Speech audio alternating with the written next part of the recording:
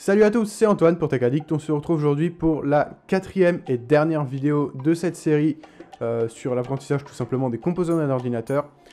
Déjà vous pouvez voir deux petites lumières là qui viennent sur moi, donc on a clairement une lumière en plus et donc niveau qualité vidéo je pense que ça va pas être négligeable. Et la peinture a été refaite aussi, donc nouveau décor en quelque sorte, mais on est toujours au même endroit. Au programme de cette quatrième vidéo, le refroidissement d'un ordinateur et l'alimentation. Donc pour cette première partie, l'alimentation. Alors l'alimentation, c'est vraiment ce qui va permettre d'alimenter tous les composants d'un ordinateur. Alors ça se dit Power Supply Unit, donc PSU quand on est vraiment un peu dans l'informatique et tout ça.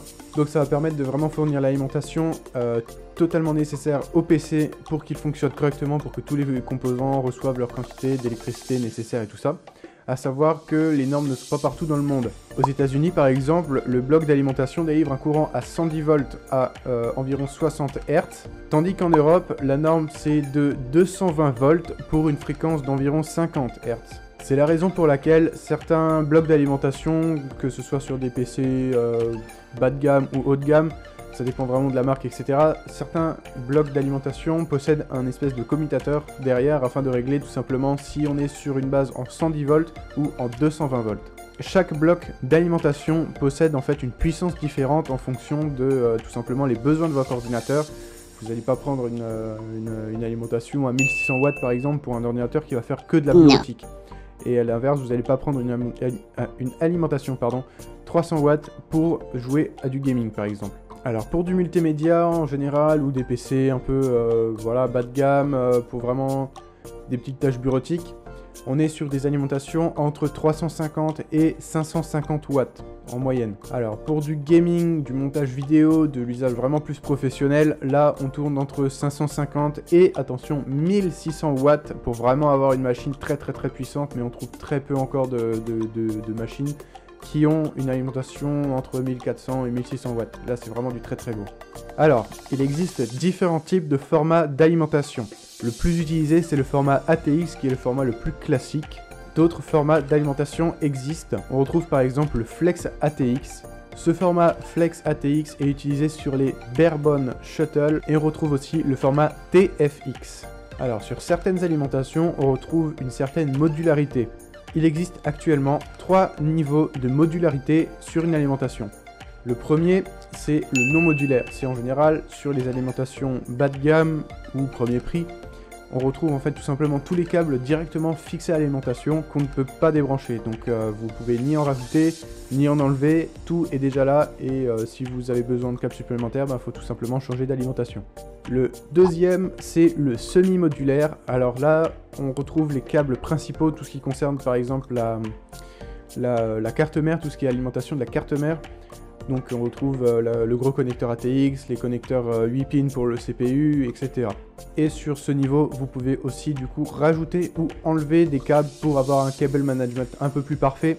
Donc par exemple rajouter des câbles pour tout ce qui est carte graphique, pour tout ce qui est lecteur CD, lecteur DVD, tout ce qui est disque dur aussi, SSD, etc. Vraiment pour tout ce qui est en option et non nécessaire dans un ordinateur.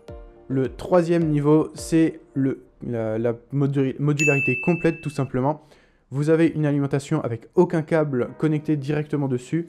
Tous les câbles peuvent se rajouter ou s'enlever en fonction de vos besoins tout simplement pour avoir un cable management optimal. Alors, je parle d'alimentation, je suis obligé de passer par la fameuse norme 80+ des alimentations. C'est tout simplement une norme qui s'occupe d'optimiser en fait le rendement de l'alimentation.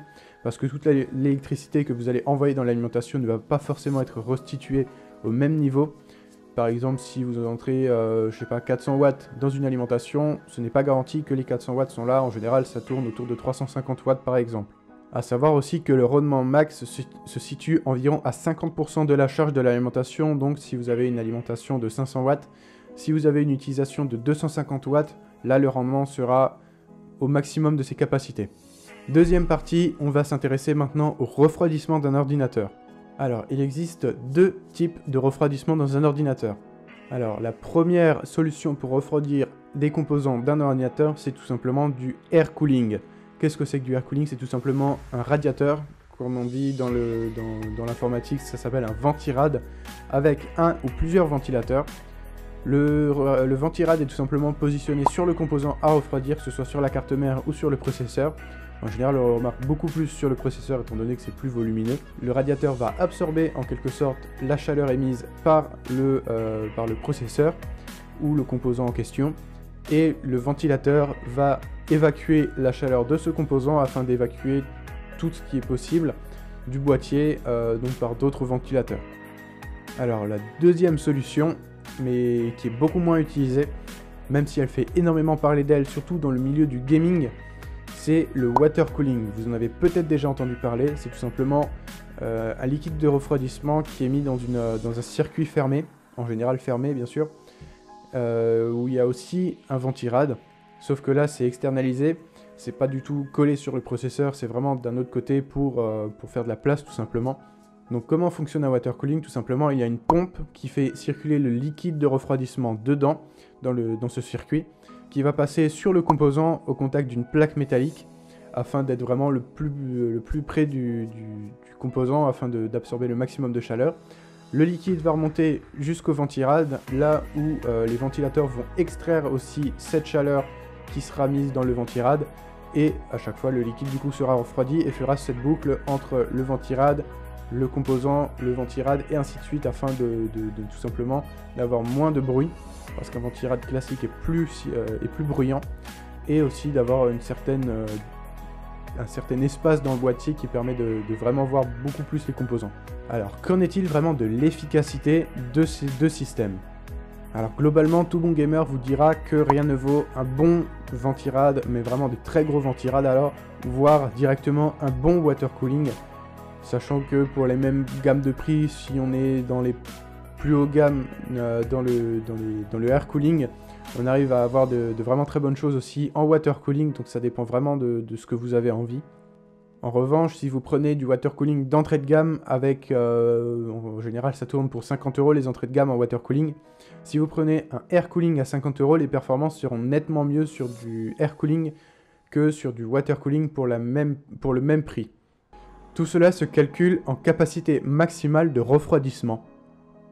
Alors petite précision, si vous avez le budget et que vous avez vraiment une très grosse machine, un water cooling custom est vraiment l'idéal, parce que là vous pouvez vraiment choisir en fonction de vos besoins tout simplement votre water cooling, à savoir que là si vous avez une carte graphique à refroidir plus le processeur avec les ventirades, plus les tubes, plus le liquide, plus la pompe, etc. ça peut monter très facilement autour de 200 à 400 €. C'est déjà la fin de cette vidéo et donc de cette série aussi tout simplement de vidéos. J'ai été très content de travailler là-dessus, même mon ami Léo qui est derrière la caméra actuellement. On a vraiment pris un bon plaisir à tout simplement faire cette vidéo, et puis le fait qu'on ait ce nouveau matériel à la fin, je pense qu'on est plutôt étonné de la qualité et du rendu du coup que ça donne. J'espère que vous avez pris du plaisir aussi à regarder cette série. Petit teaser sur la suite. Si je vous dis Beats X, voilà, j'en dis pas plus, je pense que ça sera la vidéo qui sortira juste après celle-là, entre le temps qu'on tourne et tout ça. Du coup voilà, prochaine vidéo ça sera une review. Donc si vous avez aimé cette série de vidéos, si vous avez des questions et tout ça, n'hésitez pas à laisser un commentaire, et si ça vous a plu, un petit pouce bleu, ça fait toujours plaisir. Merci à tous pour votre fidélité sur cette série. C'était Antoine pour Tech Addict, à la prochaine, salut.